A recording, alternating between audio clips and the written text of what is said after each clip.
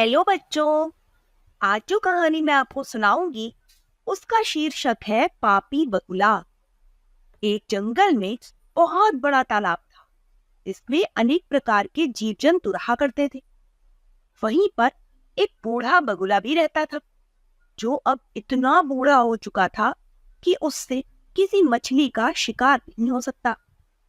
वास्तव में बुढ़ापा सबसे बुरी चीज है। इसमें हर प्राणी असहाय हो जाता है। एक दिन तालाब के किनारे बैठा बूढ़ा बगुला रो रहा था। एक केकड़े ने जब उसे रोते देखा तो उसके मन में दया आ गई। वह बगुले के पास जाकर बोला, मामा, तुम इस प्रकार अकेले बैठे क्यों रो रहे हो? आज कुछ खा पी नहीं पा रहे क्या? बूढ़ा बगुला भरी हुई आवाज में बोला, बेटा, तुम ठीक कह रहे हो। आज वास्तव में मैं बहुत दुखी हूँ। मेरा मन चाहता है कि मैं फूट फूट कर रो, क्योंकि आज मैं अपने लिए नहीं, अपने सभी भाई बंधुओं के लिए रो रहा हूँ। ये क्या कह रहे हो मामा? हम सब तो कुशल हैं। हमें क्या हुआ है? हुआ नहीं बेटा, होने वाला है। मैं कितनी पीढ़ी से इस तालाब में रह रहा हूँ। यहीं पर पैदा हुआ, यहीं पर बूढ़ा हो गया। इसलिए मुझसे इस तालाब में रहने वालों के दुख नहीं देखे जाते।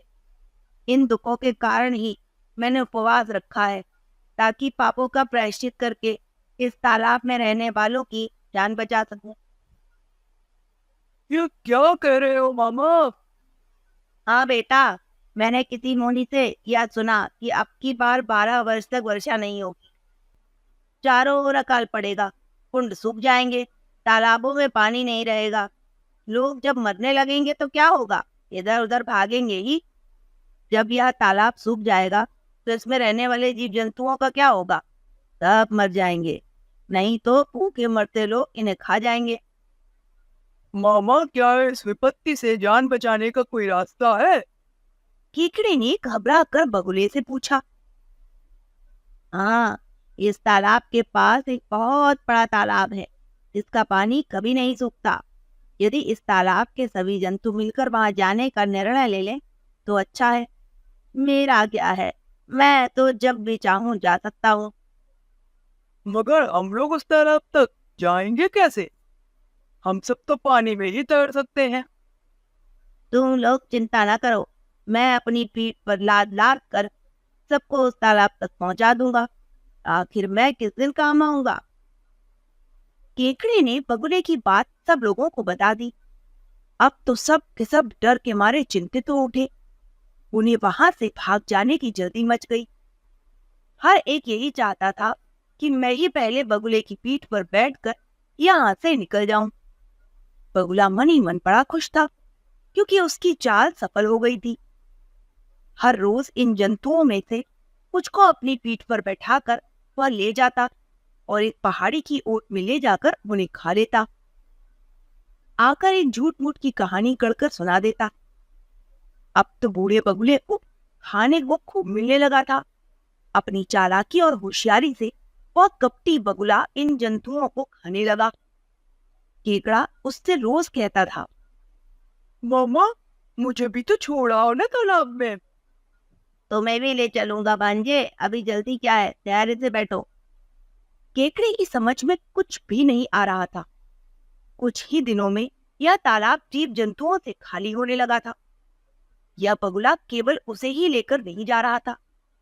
एक दिन दुखी होकर केकड़े ने उससे पूछ ही लिया, मामा, आखिर आप मुझे ही क्यों नहीं ले जाते यहाँ से? क्या मैं यहीं पर रहकर मरूंगा? देखो, अपने मामा के होते हुए मैं मरना नहीं चाहता। आप मुझे यहाँ से ले चलो ना प्लीज। बगुला केकड़े की जिद के आगे हार गया। उस दिन काफी देर उड़ने के पश्चात जब कहीं तालाब नजर न आया तो केकड़े ने पूछा। मामा, तालाब कितनी दूर है? बगुला हंसा। उसे पता था कि यह मंदबुद्धि जल का जीव इस पहाड़ी पर मेरा कुछ नहीं बिगाड़ सकता। अब उससे डरने की जरूरत नहीं। उसने झट से अपनी शान मारते हुए कहा, बेटा, अब तो तू तालाब को भूल जा। यह सारी कहानी तो मैंने तुम लोगों को पागल बनाने के लिए गढ़ी थी। मैं तो अब केवल अपना शिकार करता हूँ।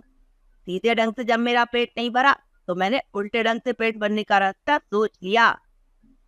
केकड़ा समझ गया कि यह तो कपटी, बेईमान, धोखेबाज है। इसने इतने जंतुओं को तो पहले ही खा लिया, अब उसे भी खा जाएगा। मौत सामने खड़ी देखकर केकड़े ने अपनी बुद्धि से काम लेना आरंभ किया। बस फिर क्या था, उसने अपने दोनों चंगुल पूरी ताकत से बगुले की गर्दन पर गड़ा दिए।